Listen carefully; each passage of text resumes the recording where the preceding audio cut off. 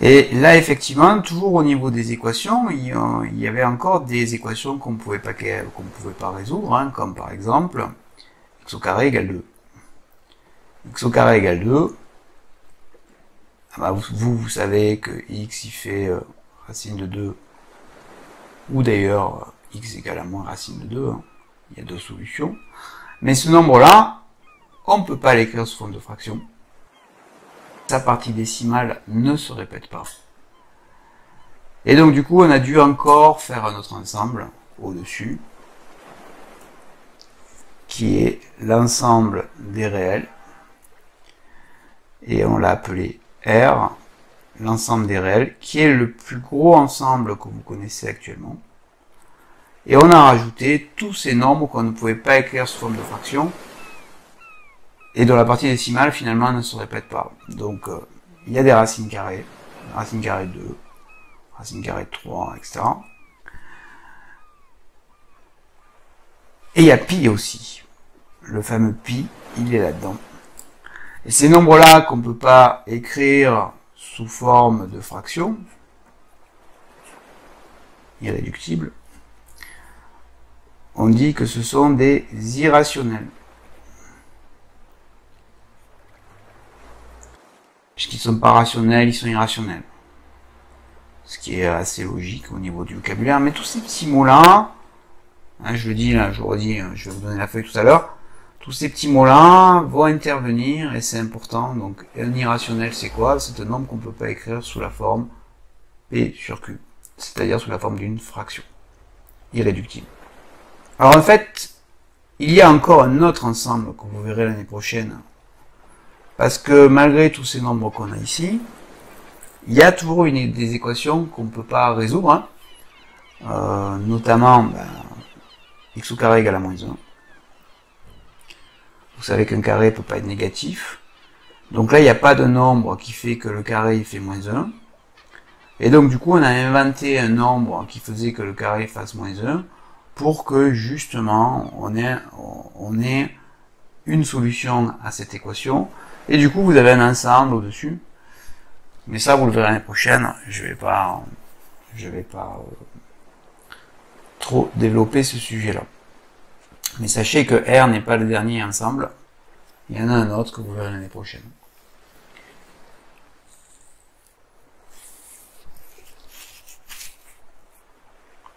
J'en profite pour rappeler quelques petits symboles qui ont quand même tendance à disparaître, notamment le symbole de l'inclusion, parce que finalement n il est dans z, n il est dans z, qui est dans d, qui est dans q, qui est dans r.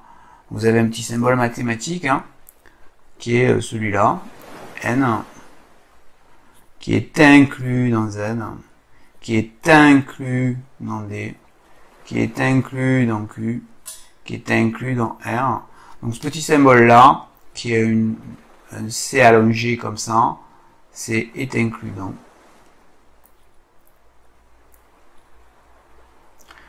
Et qui veut dire en fait que tous les éléments de N sont aussi dans Z, que tous les éléments de Z sont aussi dans D, etc. Et R, lui, en fait, finalement, il fait tous les rationnels, c'est-à-dire tous les nombres qu'on peut écrire sur la forme, plus tous les irrationnels,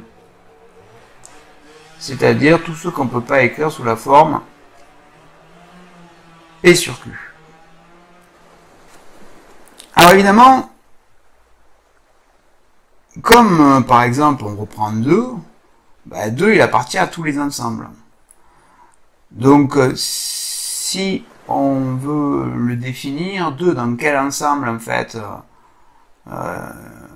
quel ensemble caractérise le plus, c'est ce qu'on appelle la nature du nombre.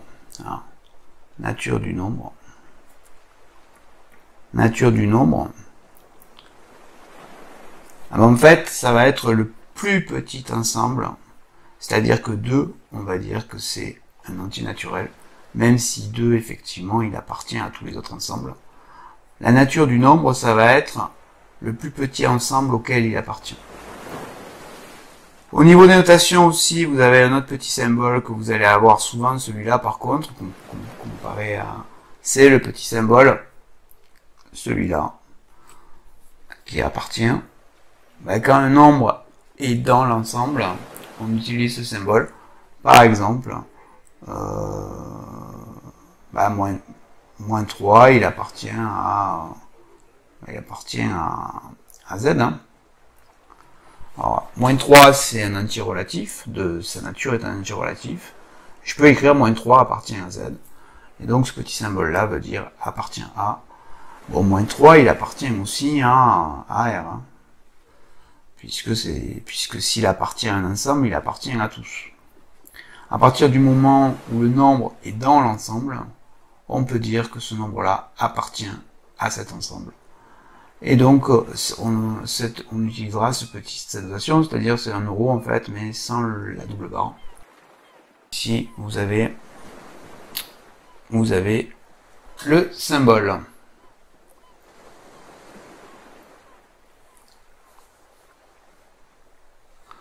C'est fini pour la première partie.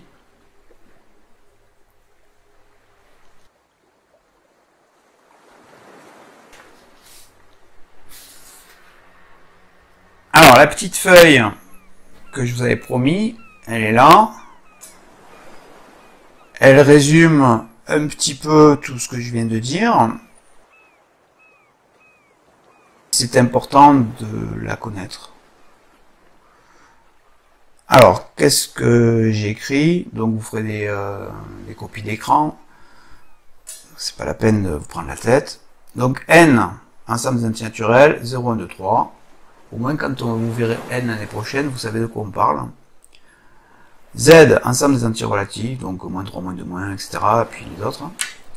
D, ensemble des non décimaux. J'ai mis la définition précisément. Nombre à virgule dont la partie décimale s'arrête. Q, ensemble des nombres rationnels, c'est-à-dire ceux qui sont du type une fraction avec P appartient à Z, Q appartient à Z et Q n'appartient pas et différent de 0. C'est-à-dire, je le mets ici, Q appartient à Z étoile. R, l'ensemble des réels, les rationnels plus les irrationnels. Donc racine de 2, pi, c'est-à-dire tous les nombres qu'on ne peut pas écrire sous la forme A sur B. Le petit symbole, c'est un peu allongé, est inclus dans. Le petit symbole appartient à. On peut aussi dire, hein, le petit symbole barré comme ça, c'est n'appartient pas à. Je vous le rajoute, n'appartient pas à. Les irrationnels, c'est les nombres qu'on ne peut écrire sous la forme P sur Q. J'en ai profité pour vous rappeler qu'un chiffre, la différence entre un chiffre et un nombre, parce que ça, en première S, ça fait quand même un peu désordre. Hein. Donc le chiffre, hein, c'est simplement 0, 1, 2, 3, 4, 5, 6, 8, 9. Et ce sont le chiffre, en fait, c'est le symbole qui permet d'écrire le nombre. Donc vous avez que 10 chiffres. Vous avez 10 chiffres. Et tout le reste, ce sont des nombres, la combinaison de ces chiffres-là. Alors 3, par exemple, c'est à la fois un chiffre, à la fois un nombre. Mais 12, lui, ce n'est qu'un nombre écrit avec les deux chiffres 1 et 2. La petite étoile qui symbolise le fait qu'on a enlevé 0 à l'ensemble. Hein, comme je l'ai dit tout à l'heure, Q appartient à Z, Q différent de 0. Du coup, on va dire que Q, il appartient à Z étoile. La nature d'un nombre, c'est le plus petit entier auquel il appartient. Et j'ai également oublié, je viens de m'en rendre compte, que je vous ai pas mis que ici, la partie décimale se répète indéfiniment. Je vous l'écris là. La partie décimale se répète indéfiniment.